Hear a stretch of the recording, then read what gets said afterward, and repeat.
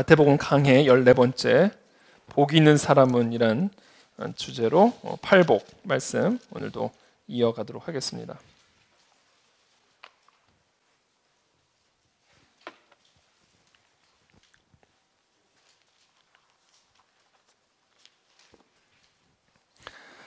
우리 짧은 한 구절의 말씀이니까요. 우리 함께 한 목소리로 마태복음 5장 5절 말씀을 함께 읽도록 하겠습니다.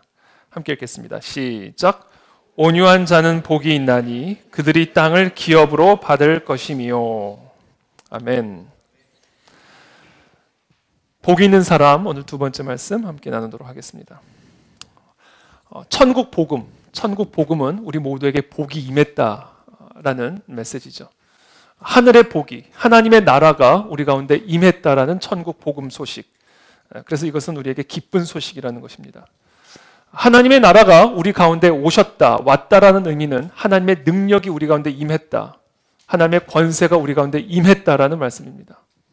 그래서 그 하나님의 능력과 권세가 임하면서 모든 귀신들이 떠나가고 우리의 모든 약함과 질병들이 치유되어지는 역사가 일어나게 되었습니다.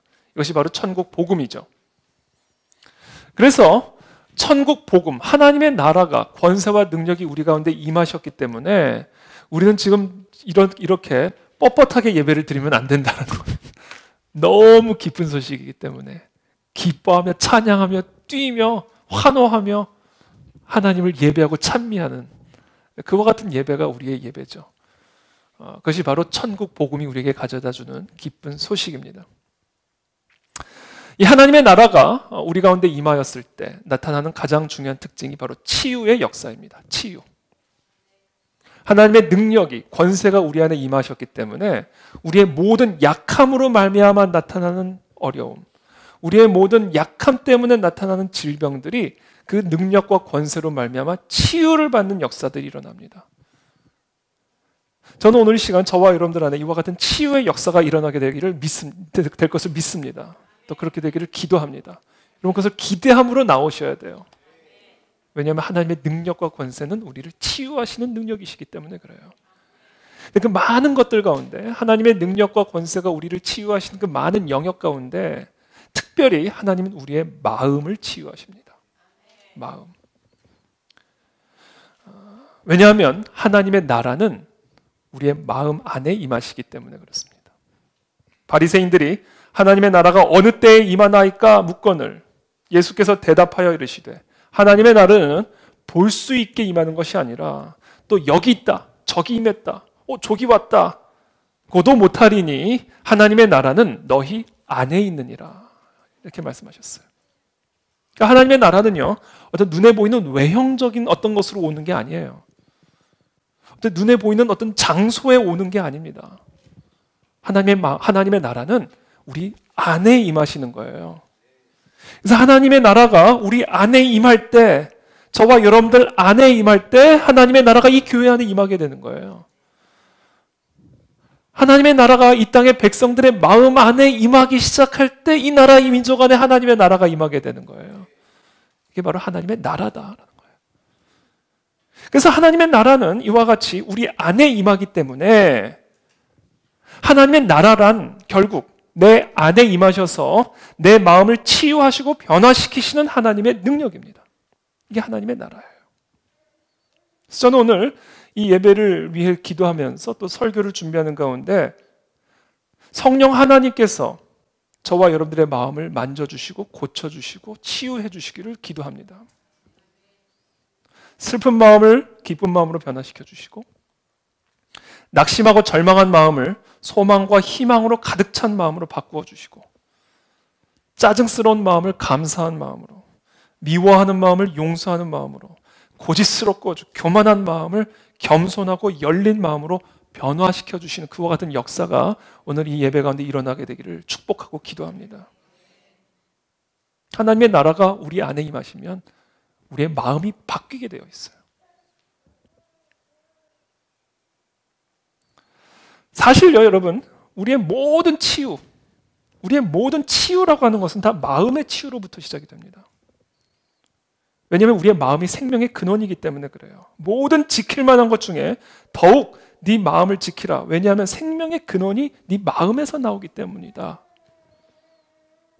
이것을 바꿔서 말을 하면요, 우리의 모든 약함과 모든 질병은 우리 마음에 그 뿌리를 두고 있는 겁니다.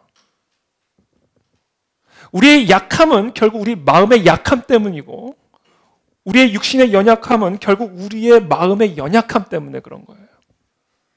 모든 생명의 근원이 마음에서 나오기 때문에 우리의 모든 약함과 모든 질병의 뿌리는 우리의 마음의 약함과 질병의 그 뿌리를 두고 있다는 거예요.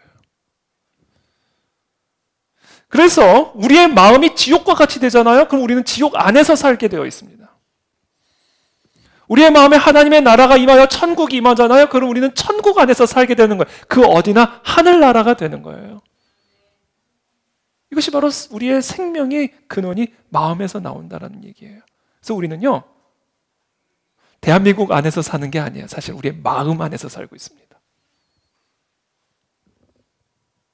그러므로 저와 여러분들에게 가장 절실한 필요, 그것은 마음의 변화예요. 마음의 변화. 마음만 변화되면 모든 게 변화됩니다. 그러나 마음이 변화되지 않으면 그 어떤 것이 변화돼도 변화되지 않아요. 지금 저와 여러분들의 상황이 어떠한 상황이든 상관이 없이 저와 여러분들의 마음만 변화되고 치유되고 바뀌면 되는 겁니다. 그래서 하나님의 나라가 마음 안에 임하신 거예요. 우리 개인뿐 아니라 우리 인류 전체의 가장 절실한 필요도 바로 이 마음의 변화입니다. 이 나라와 이 민족의 가장 절실한 필요도 이 나라 이 민족의 구성원들인 이 국민들의 마음의 변화와 치유와 회심의 역사. 이것이 되면 나라가 바뀌고 민족이 바뀌고 열방이 바뀌게 되는 거예요. 하나님의 나라는요, 절대로 어떤 외적인 형태, 어떤 사회 제도나 법의 개조를 통해서 하나님의 나라가 이 땅 가운데 임하는 게 아닙니다. 아주 훌륭한 제도를 만들고 훌륭한 법을 만들어 놓으면 그 아래에 있는 자들의 삶이 저절로 선한 질서를 잡아가는 게 아니에요. 여러분, 우리나라에 법이 없어서 범죄가 일어납니까? 시스템을 만들어 보세요. 인간의 부패한 마음이 그 시스템을 무력화시킬 겁니다. 정교하고 투명한 조직을 만들어 보세요. 그 조직을 구성하고 있는 이 타락한 인간의 마음이 그 조직을 타락시킬 거예요. 시스템은 무능합니다, 여러분. 조직은 절대로 무능해요. 그래서 시스템과 조직을 통해 교회를 세우고 세상을 변화시키는 것은 하나님의 방식이 아니에요. 하나님이 이 땅에 그리스도의 몸된 교회를 세우는 방법, 그래서 이 땅 가운데 하나님의 나라가 임하게 하신 그 하나님의 방식은 어떤 외적인 구조의 변화를 통해서가 아니라 우리의 심령의 변화를 통해서 이루어 가신다. 그래서 제자들이 하나님의 나라가 언제입니까? 이스라엘의 나라가 언제 회복되어서 하나님의 나라가 이 땅 가운데 임합니까? 그랬을 때 하나님의 나라에 대한 오해다. 하나님의 나라는 눈에 보이는 어떤 외적인 형태로 오는 게 아니라 너희 안에 임한다. 모든 변화는 내면에서의 변화로부터 시작이 되는 것이다. 그러니까 여러분, 너무 상황 탓하지 마십시오. 환경 탓하지 마십시오. 모든 변화는 내 내면의 변화로부터 시작이 되는 거죠. 이게 천국 복음입니다. 이게 천국 복음. 그래서 사도 바울을 통해 하나님 우리에게 이렇게 말씀하시죠. 오직 심령으로 새롭게 되어 하나님을 따라 의와 진리의 거룩함으로 지으심을 받은 새 사람을 입으라. 여러분, 새 옷을 입으면 새 사람이 됩니까? 저 오늘 이발했잖아요, 지난주에. 이발하면 제 머리가 새 머리가 됩니까? 그럼 너무 좋겠어요. 맨날 이발할게. 하잖아요. 우리의 외면의 새로움이 우리의 내면을 새롭게 해주는 게 아니에요. 우리의 내면이 새로워질 때, 우리의 심령이 새로워질 때 우리가 새 사람을 입게 되는 것이다. 저는 그와 같은 심령의 변화, 마음이 변화되어지는 역사가 오늘 이 예배 가운데 일어나게 되기를 축복합니다. 자, 그렇다면 우리의 마음 가운데 하나님의 나라가 임하게 되면 우리의 마음은 어떤 마음이 될까요? 어떤 마음으로 변화될까요? 그리스도 예수의 마음과 같이 됩니다. 하나님의 나라가 우리 마음 가운데 임하면 예수 그리스도의 마음처럼 변해져요. 그래서 우리가 이태희의 마음을 품고 사는 게 아니라 예수 그리스도의 마음을 품고 살게 되는 역사가 일어나게 되는 겁니다. 여러분, 하루만이라도 우리가 예수님의 마음을 품고 살 수 있다면 얼마나 좋을까? 제가 오늘 설교를 준비하면서 생각해 봤어요. 하루만이라도 내 마음을 갖다 버리고 예수님의 마음을 가지고 내가 출근을 한다면 날마다 나한테 잔소리를 하는 상사를 어떻게 바라볼까?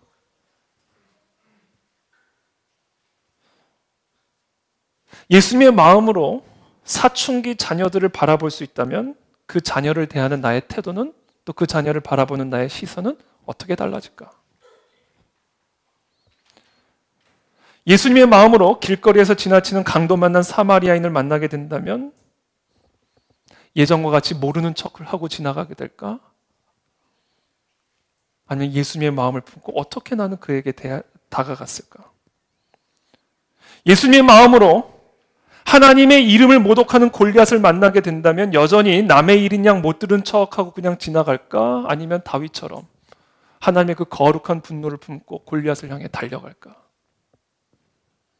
만약에 내가 예수님의 마음을 품고 산다면 성전을 더럽히는 장사꾼들을 만났을 때 나는 어떻게 대할까? 내 안에 만약에 예수 그리스도의 마음이 임했다면 사단의 유혹을 경험할 때 나는 그 사단에게 어떻게 대응을 했을까? 만약에 내 안에 이태희의 마음이 아니라 예수 그리스도의 마음이 임한다면 어떻게 나는 삶이 변화되어질까? 전에 무섭던 것이 여전히 무서울까?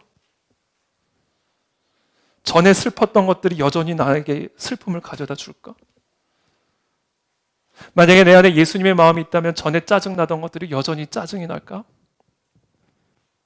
전에 즐기던 일을 여전히 즐기고 있을까? 나의 스트레스 지수는 어떻게 변화될까? 나의 마음의 평강은 어떻게 변화될까? 여러분, 내 안에 이 예수님의 마음이 임한다면요, 우리의 모든 삶에 획기적인 변화가 일어나게 될 거죠.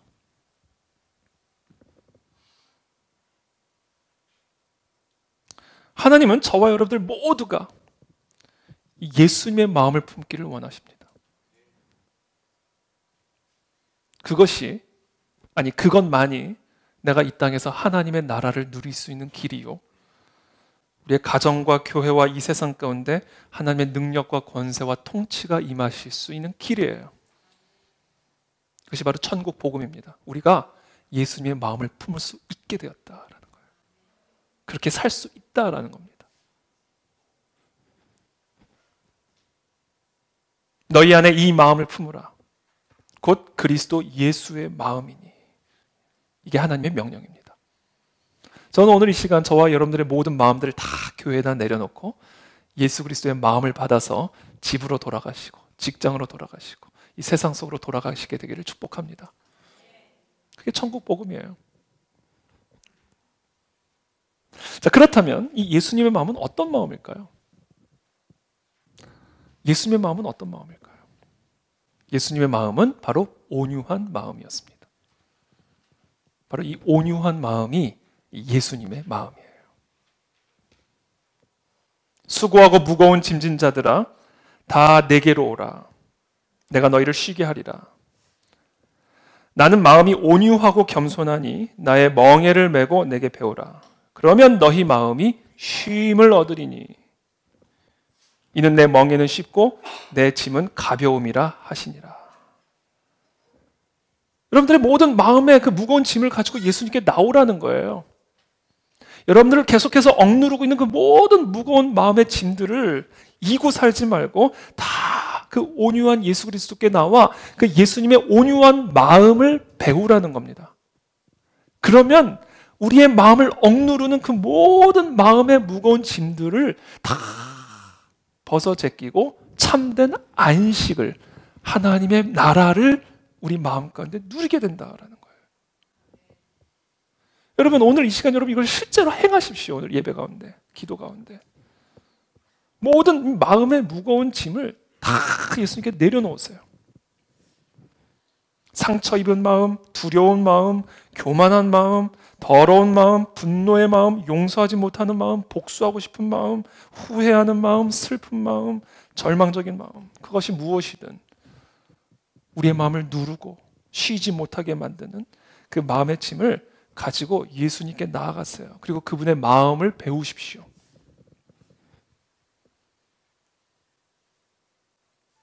그 마음을 배우는 방법에 대해서 오늘 제가 여러분들에게 말씀을 나누고자 하는 겁니다. 우리는 어떻게 그 예수님의 마음을 배울 수 있을까? 배울 수 있대요. 와서 배우라 그러잖아요, 예수님이. 이걸 배워야 되는 거예요, 우리가. 이 마음을 가지고 사는 법을. 훈련이 필요하다는 얘기입니다. 배우라는 이야기는. 연습이 필요하다는 얘기예요.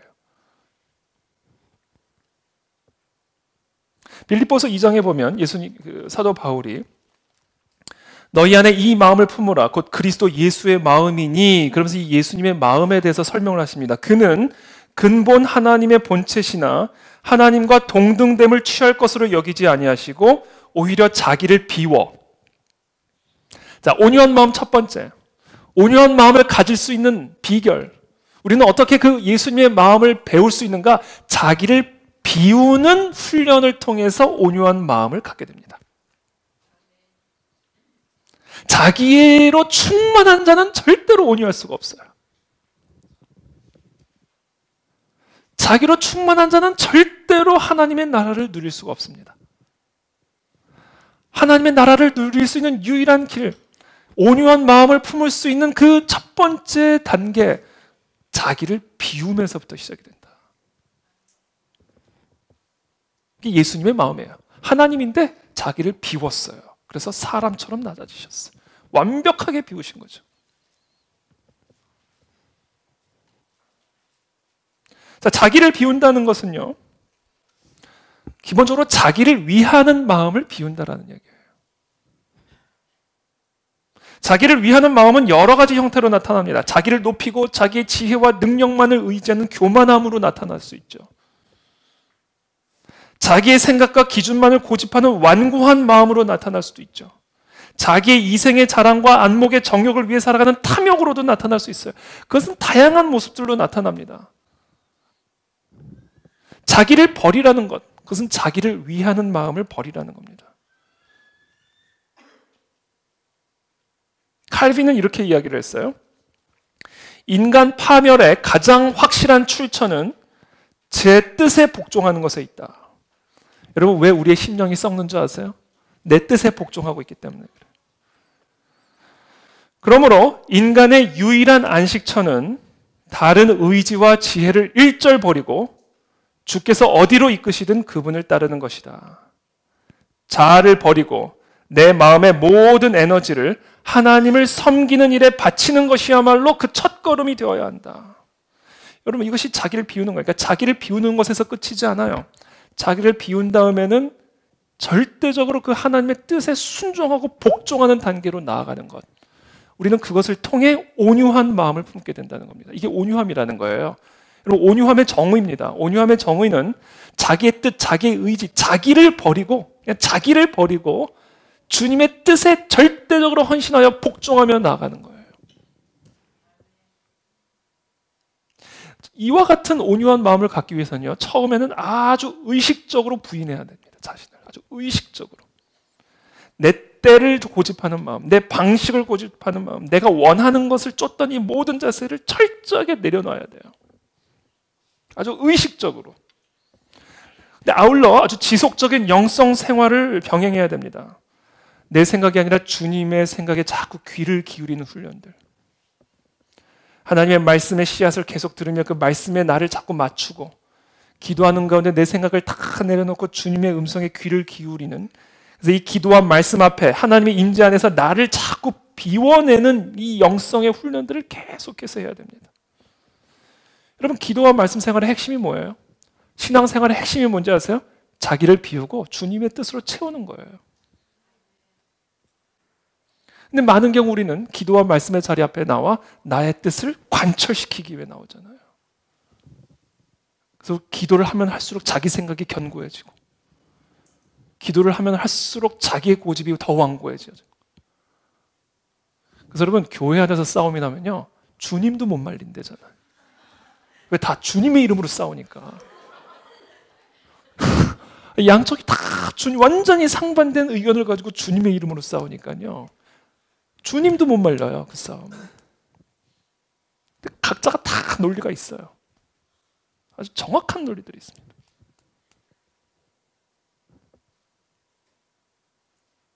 여러분, 온유함은 그런 게 아니에요. 온유함은 주님 앞에 나아가 자기를 비우는 거죠.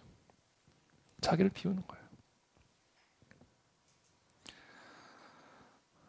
이게 예수님의 마음이었습니다.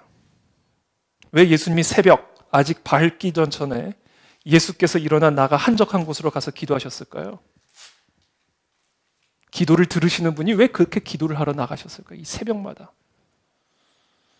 시몬과 및 그와 함께 있는 자들이 예수의 뒤를 따라가 만나서 이르되 모든 사람이 주를 찾나이다. 사람들이 요구하는 게 있었어요. 막 병자를 고치고, 막 귀신을 내쫓고, 오병이어로 수천 명을 먹이고, 바람과 파도도 막 잠잠히 하니까 광풍 만난 자마다 예수님 찾기 시작하는 거예요. 질병 갖고 있는 자들마다 예수님 찾고 있는 거예요. 고쳐달라는 거예요, 지금 당장. 그러니까 예수님은요, 아주 주기적으로 무리들을 떠났습니다. 철저하게 단절을 시켰어요. 휘둘리지 않기 위해서. 그래서 이렇게 얘기했어요. 우리가 다른 가까운 마을들로 가자. 아니, 지금 주님을 찾고 있다는데 이 헐벗은 자, 이 굶주린 자, 이 질병과 귀신 들린 자들이 지금 주님을 찾고 있다는데 딴 데로 가자. 그러시는 거예요.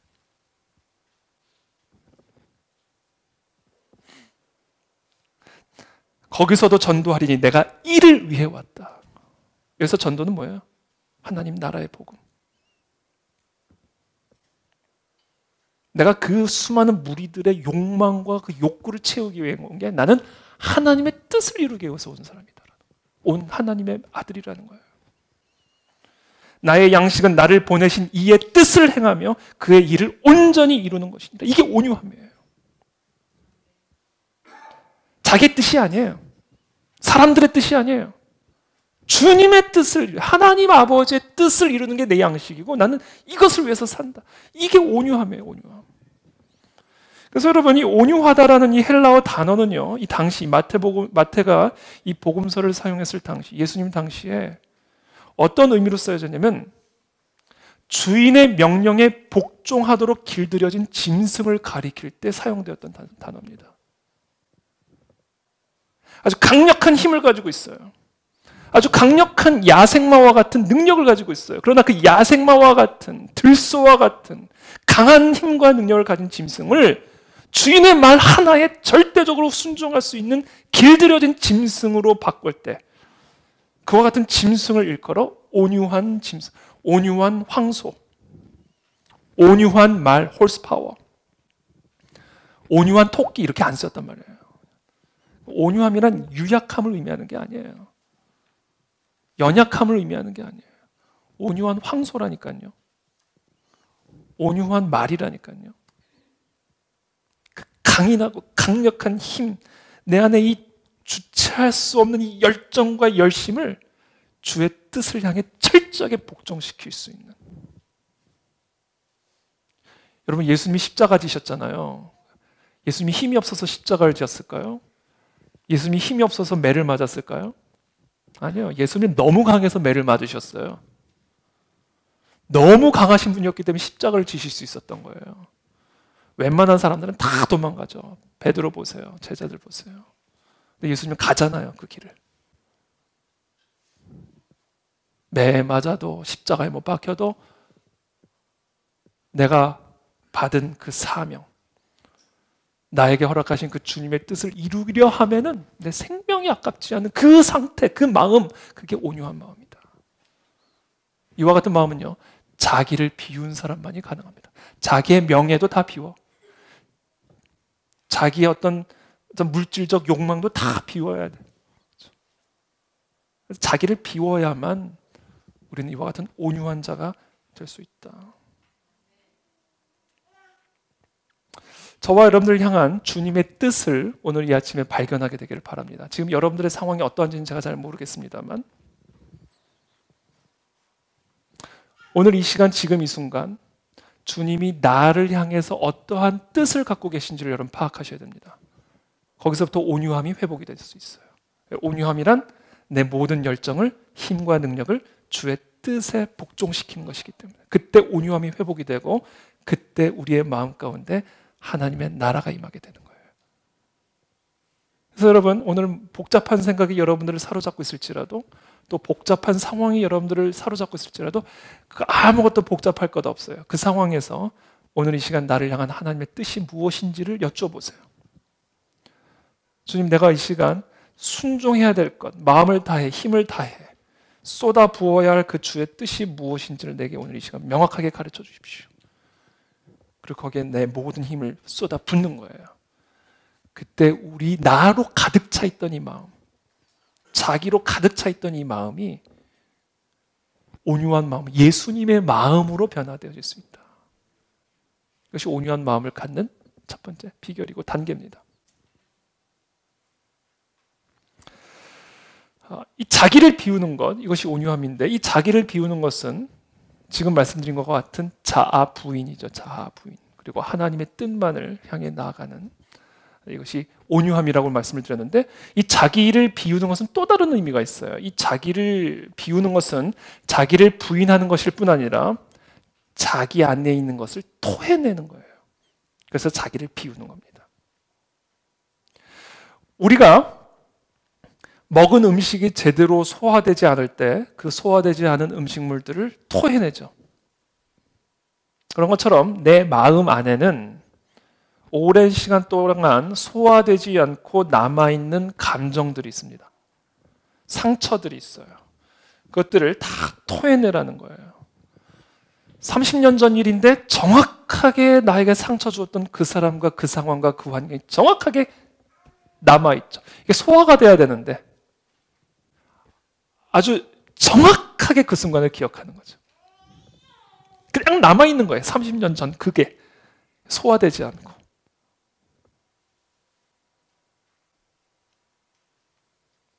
우리 부부싸움 할 때 그런 거 종종 경험하잖아요. 다 잊은 줄 알았는데 어느 순간 다 끝이 몰라가지고 식탁 앞에 쫙 펼쳐놓고 무릎을 꿇리잖아요. 소화되지 않은 감정들이 있다고요. 우리 부모로부터 받은 소화되지 않은 상처들이 있어요.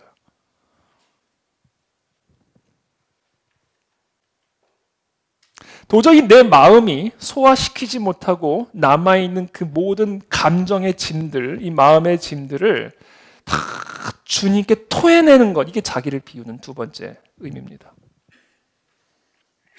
여러분, 왜 우리가 온유하지 못하는지 아세요?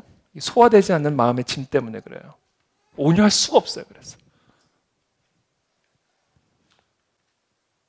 자기를 비울 수가 없어요. 주님의 뜻을 따라갈래야 따라갈 수가 없어요. 이게 계속 발목을 잡는 거예요. 소화되지 않은 내 마음의 짐과 감정들이 계속 끌어당깁니다. 이게.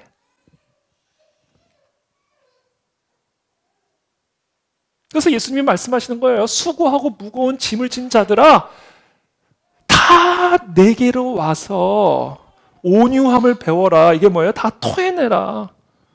다 토해내라. 내게로 와서.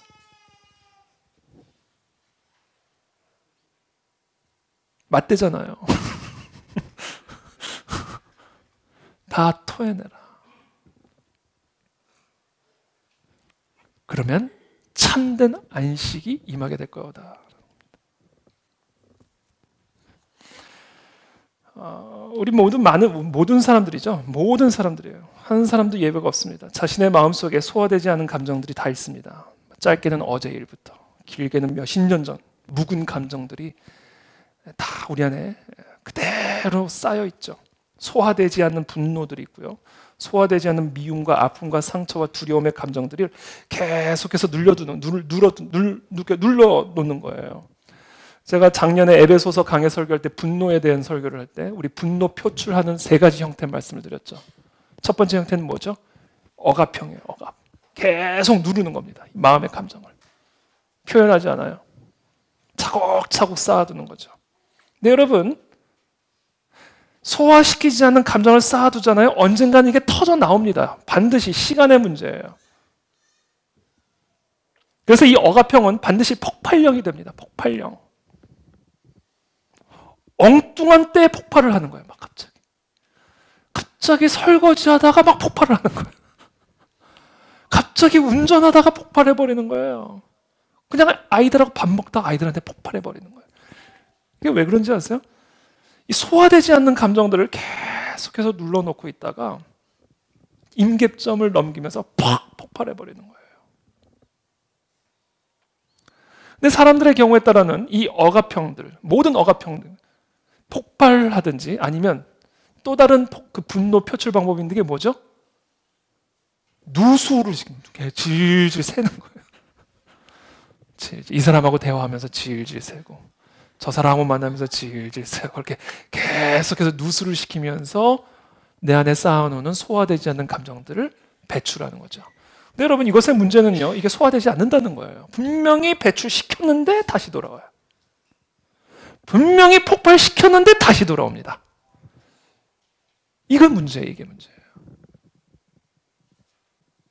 그래서 그런 사람은 절대로 예수님의 마음을 품을 수가 없어요. 계속 그 소화되지 않는 감정의 노예로 살아가는 겁니다. 그러면 소화되지 않는 감정의 노예가 된 사람은 절대로 주님의 뜻을 따라 나갈 수가 없습니다. 절대로 못 갑니다.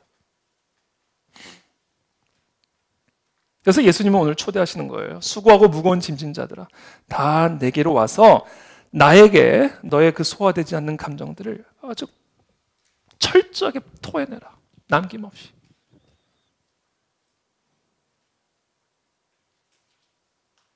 원한, 증오, 복수심, 절망감, 두려움, 부정적인 감정들을 막 하나님께 쏟아내라는 거예요.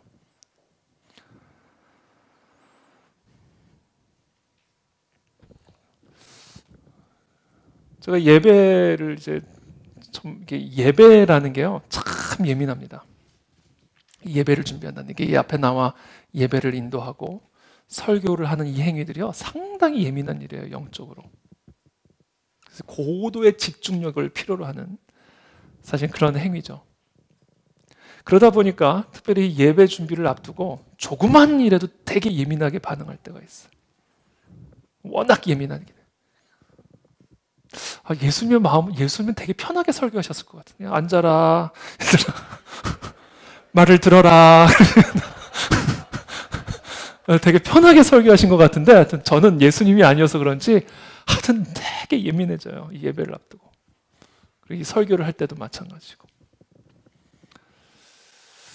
그러다 보면 이제 예배 자리에 올라갈 때, 설교의 자리에 올라갈 때 이 예수님의 마음이 아닌 매우 예민한 상태로 올라갈 때가 많아요. 그럴 때는 이제 저는 어떻게 하냐면요, 도망갑니다. 무리들을 도망가서 제 방으로 들어가죠. 그냥 누워요. 그래서 푹 눕습니다. 제 침대에 눕든지 제 방에 눕든지 아니면 사무실에 제 소파에 눕든지 그냥 누워요. 그냥 다 토해냅니다. 토해내요. 감정들을, 예민함들을. 그게 기도다, 이렇게 얘기해 주시는 거예요. 시편에 150편 있죠. 시편에 150편이 있어요, 총. 이 150편의 기도들은요, 감사, 기쁨, 이런 긍정적인 감정들 뿐이 아니라 분노나 절망, 아주 부정적인 감정들로 가득 차 있는 내용들입니다. 사실 어떻게 보면 이 시편은요, 감정의 쓰레기통 같은, 완전히 자신 안에 있는 모든 이 하나님을 향한 원망, 사람들을 향한 원망을 배설해 놓은 그런 책이 바로 이 시편의 기도들이에요. 예를 들면 이런 겁니다. 내 하나님이여, 내 하나님이여, 어찌 나를 버리셨나이까? 어찌 나를 멀리하여 돕지 아니하시오며 내 신음소리를 듣지 아니하시나이까? 내 하나님이여, 내가 낮에도 부르짖고 밤에도 잠잠하지 아니하오나 응답하지 아니하시나이다. 어찌하여 하나님에 대한 원망이죠. 아니, 어찌하여 나한테 이런 일이 일어났어요? 어찌하여 하나님 그냥 가만히 계시는 겁니까? 어찌하여 하나님에 대한 불만과 하나님에 대한 원한을 쏟아붓고 있는 거죠. 그런데 놀랍게도요, 이와 같은 시편들이 끝까지 하나님을 향한 원망과 불평과 불만으로 마치지 않는다라는 거예요. 분명히 시작은 어찌하여로 시작을 했는데 이 마지막 19절 21절에 보면 이렇게 고백합니다. 여호와여 나의 힘이시여 속히 나를 도우소서. 내 생명을 칼에서 건지시며 내 유일한 것을 개의 세력에서 구하소서. 나를 사자의 입에서 구하소서. 주께서 내게 응답하시고 들쇠 뿔에서 구원하셨나이다. 아직 구원 안 하셨어요. 근데 구원하셨나이다. 여러분 시편 22편 1절에서는 어찌하여 그러나 21절에서는 내게 응답하시고 구원하셨나이다. 여러분 그 10몇 절을 읊는 동안 무슨 상황에 대단한 변화가 일어났을까요? 아무 변화도 없어요. 상황은. 근데 하나님께 토해내는 가운데 내 마음이 변화된 거예요. 하나님 앞에 그냥 내 감정을 막 토해내는데 내 마음이 변화되는 거예요. 여호와여 어느 때까지니까 나를 영원히 잊으시나이까? 주의 얼굴을 나에게서 어느 때까지 숨기시겠나이까? 나의 영혼이 번민하고 종일토록 마음에 근심하기를 어느 때까지 하오며 내 원수가 나를 치며 자랑하기를 어느 때까지 하리까? 이 하나님을 향한 원망이죠. 그런데 이렇게 시작한 시편이 3절 이후에는 이렇게 이해합니다. 나는 오직 주의 사랑을 의지하였사오니 나의 마음은 주의 구원을 기뻐하리이다. 보세요. 가시로 가득한 소화되지 않은 감정으로 가득한 내 마음을 하나님 앞에 있는 그대로를 토해내었더니 나의 마음이 기쁨으로 변화되어지기 시작하고 믿음으로 변화되어지기 시작하고 확신으로 변화되어지기 시작하는 놀라운 변화가 일어나잖아요. 이게 온유한 마음이 되는 비결이에요. 저는 예전에 우리 성도들에게 제가 한번 예화로 한번 제가 나눴던 적이 있는데,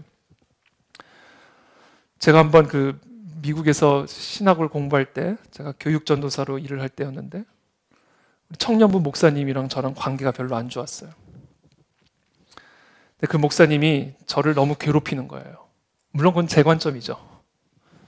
다른 분의 관점은 어땠는지 모르겠지만 하여튼 제 관점에서는 목사님이 저를 괴롭힌다고 생각을 했어요. 어느 날 저한테 설교를 부탁을 하셨어요. 금요일 심야 철야 기도회 설교를 신학교 2학년 된 저한테 부탁을 하셨어요. 그날 목사님도 오셨더라고요. 근데 그때 마침 제 본문이 에베소서 6장의 전신갑주 설교였어요. 영적 전쟁에 대한 설교. 지금도 본문이 생생하게 상처는 그냥 기억이 나요. 정확하게. 에베소서 6장 10절부터 설교했어요. 전신갑주를 취하라라는 제목이었어요. 그게 벌써 17년 전 얘기인데 정확하게 기억나죠. 태권도장에서 그때는 우리 금요 철야기도 그때 이민교회여서 이제 교회를 빌려서 이제 예배를 드렸었는데 금요일에는 저희가 어떤 체육관 태권도장을 빌려가지고 거기서 저희가 이제 금요 심야 기도를 드렸습니다. 근데 그때 제가 설교를 딱 시작을 하는데 설교를 딱 시작한 지 5분 만에 이제 서론 끝나고 본론으로 들어가려는 그 찰나에 목사님이 갑자기 뛰쳐나오시더니 제 마이크를 뺏으셨어요. 그리고는 오늘 예배는 여기서 중단하겠습니다. 그리고 다 해산을 시켰어요. 저 그때 정말 태권도 도장에 보이는 도복을 갈아입고 나오려고 그랬어요. 너무 일단 황당한 거는 둘째치고 너무 창피하고 너무 이건 어떻게 저는 제가 태어나서 그런 분노를 제가 경험해 본 적이 없었던 것 같아요. 말할 수 없는 주체할 수 없는 분노가 저를 확 사로잡는 그 순간 제가 특별히 실수를 한 것도 아니었고요. 이제 서론 마치고 본론으로 넘어가려는 찰나에 그렇게 하신 거예요. 그래서 제가 그날 집으로 돌아갔어요. 집으로 돌아가가지고 잠을 자려고 그러는데 잠을 잘 수가 없는 거예요. 누워있는데 이 분노가 저를 사로잡는데 제가 그때 솔직하게 사람이 화병으로 죽을 수 있구나라는 것을 제가 생각을 했어요. 그때 숨을 못 쉬겠어요. 그러니까 숨이 안 나와요. 이렇게 호흡이 불가능해. 호흡이 힘들어요. 너무 화가 나면요 사람이 호흡이 안 됩니다. 이렇게 돼요. 침대에 누워가지고 잠을 못 자고 그냥 계속 그러고 있었어요. 그러다가도 이게 해소가 안 되니까 나왔어요. 나와가지고 제가 이제 그 거실에서 무릎을 꿇고 기도를 하려고요. 잠은 못 자겠으니까. 기도를 하려고 그러는데 제 마음에 어떤 생각이 드냐면 이거 기가 막힌 간증감이다. 이건 아름다운 기도로 하나님께 영광을 돌리고 수많은 자들에게 은혜를 끼쳐야 되겠다라는 순간이 직업병처럼 순간 딱 떠오르는 거예요. 이 기가 막힌 분노의 순간을 나는 매우 매우 은혜롭게 대처하리라. 그래서 제가 그 목사님을 용서하는 기도를 해야 되겠다. 그리고 이제 기도를 딱 하려고 하는데 주에서 막혀서 기도가 안 나오는 거예요. 주에서 기도가 안 나오는 거예요. 딱 여기에 막혀요, 기도가. 그래서 제가 이 막힌 마음을 품고 그냥 끙끙 앓았어요. 그 카페트 바닥에 누워가지고 끙끙 앓았어요. 이게 토해내지가 않는 거예요. 기도가 터져 나오질 않는 거예요. 원수를 사랑하라고 그랬잖아요. 7번씩 70번이라도 용서하라고 그러셨잖아요. 그 말씀에 순종을 하려고 나를 비우고 그 주의 뜻을 순종을 하려고 나아가는데 안 나가져요. 거기로 안 나가집니다. 한 발자국도 안 나가져요. 그 순간 하나님이 저에게 이런 말씀하셨어요. 태희야, 솔직하게 기도해봐라. 네 마음에 있는 그 감정을 그대로 한번 기도해봐라. 그렇게 얘기하시는 거예요. 그러니까 지금 제가 말씀드리는 것처럼 토해내봐라. 이렇게. 그래서 제가 네, 알겠습니다, 주님. 그리고 여러분 토 해보신 적 있죠? 토할 때 여러분 그냥 욱 쏟아져 나오죠? 뭐 골라서 나오는 게 아니잖아요. 우웩 하고 나와버리잖아요. 정말 그런 것처럼 제 마음이 우웩 하고 쏟아져 나오는데 그때부터 여러분 기도가 그때부터는 쌍욕으로 나오기 시작하더라고요. 정말 저는 방언이 욕으로 터진 줄 알았어요. 그냥 막 다다다다다다다다다 아주 기승전결까지 정확하게 그냥 다다다다다다다다 정말 욕이 터져 나오는데요.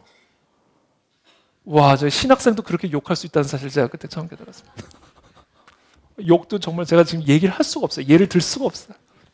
그냥 여러분들이 상상하는 그 온갖 다양한 욕들은 다 나왔어요. 우악 하고 그냥 쏟아져 나와요. 그렇게 한 30분은 기도를 했나요? 와, 정말 욕으로 30분을 기도해봤어요, 제가. 와, 하나님 어떻게 이럴 수가 있냐는 거죠. 막 30분은 그렇게 쏟아내면서 토해냈어요.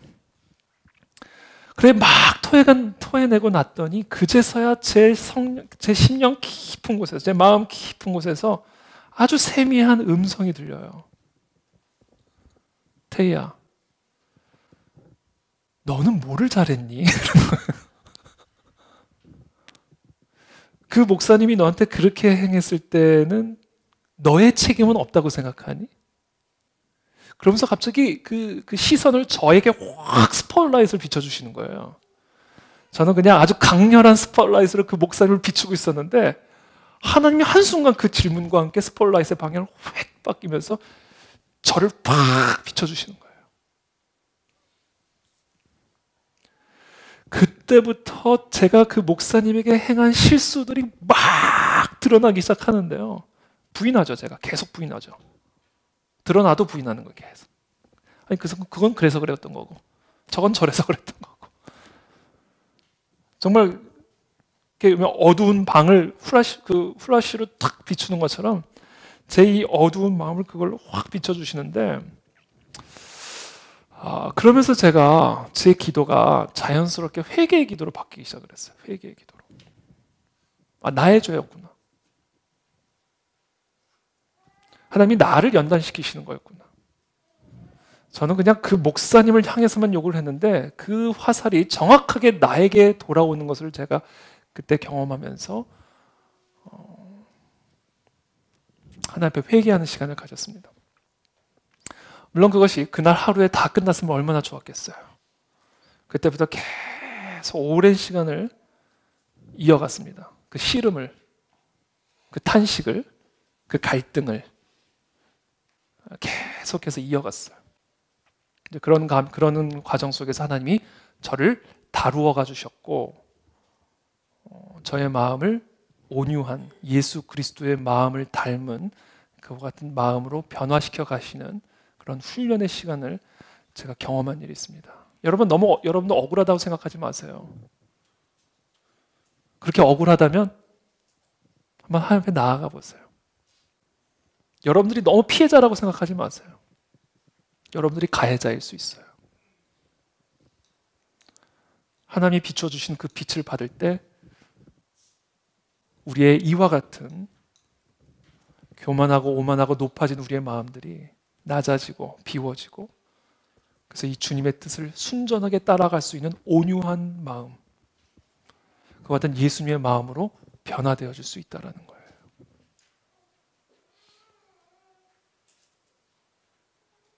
이처럼 우리는 우리의 마음들을 하나님 앞에 다 토해내는 가운데, 괜찮아요. 그것이 무엇이든 어떤 것이든 토해내세요. 그냥 다 토해내세요. 제가 얘기하잖아요. 저는 쌍욕으로 하나님께 기도했다고. 쌍욕으로.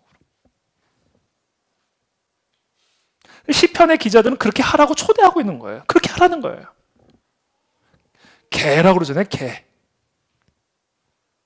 개의 세력에서 나를 구해달라고 그러잖아요. 개의 세력에서. 지금 그냥 세련되게 표현한 거예요. 그렇게 하라는 거예요. 대신 오바는 하지 말고, 그렇다고 오바는 하지 말고 그냥 솔직하게 하라는 거야. 솔직하게.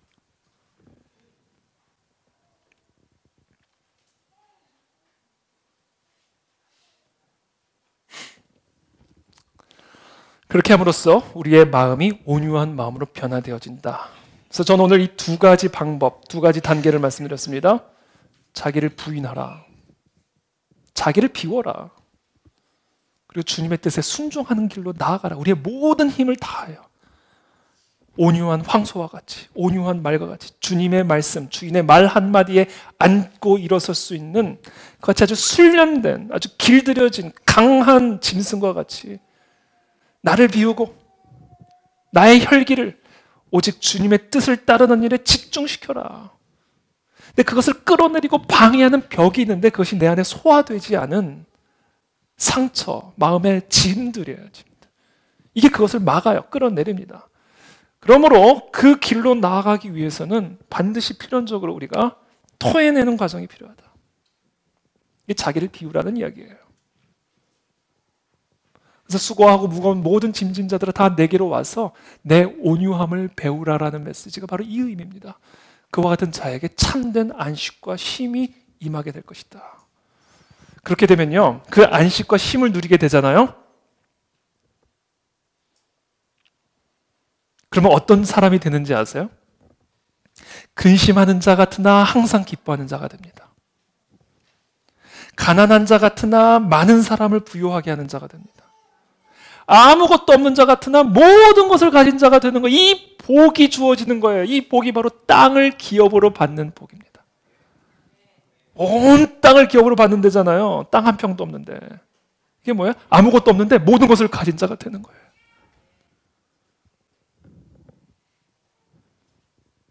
내가 어떠한 형편에든지 나는 자족하기를 배웠노니 나는 비천에 처할 줄도 하고 풍부에 처할 줄도 알아. 모든 일, 곧 배부름과 배고픔과 풍부와 궁핍에도 처할 줄 아는 일체의 비결, 이 비결이 뭐예요? 온유한 마음을 배운 거예요. 내게 능력 주시는 자 그 안에서 내가 모든 것을 할 수 있느니라. 그래서 이 복, 이 온유한 자에게 주어진 이 천국 백성의 복은요, 어떤 비천함도 넘어뜨리지 못하게 만드는 권세가 되는 거예요. 어떤 궁핍함도 우리를 해치지 못하게 하는 권세가 되는 겁니다. 독을 집어도 우리를 해하지 못하고, 독사를 집어도 우리를 해하지 못하게 만드는 권세가 되는 거예요. 이게 땅을 유업으로 차지하는 복의 의미예요. 자기를 비우고 주님의 뜻을 향해 온전히 나아가는 그 과정에서 받는 상처와 아픔들을 끊임없이 주 앞에 토해내가며 날마다 새롭게 하시는 그 심령을 받아 그 길을 계속해서 나아가는 자는요, 그 어떤 자도 넘어뜨리지 못해요. 그 어떤 권세도 굴복시키지 못해요. 이게 천국 백성이 누리게 되는 권세라는 권세. 그래서 여러분, 오늘 이 본문의 말씀, 온유한 자는 복이 있나니 그들이 땅을 기업으로 받을 것이라는 이 메시지는요,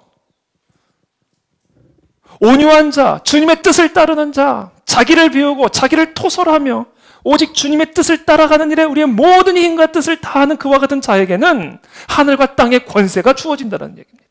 하늘과 땅의 권세를 가지신 그 주님께서 함께 하신다는 이야기예요.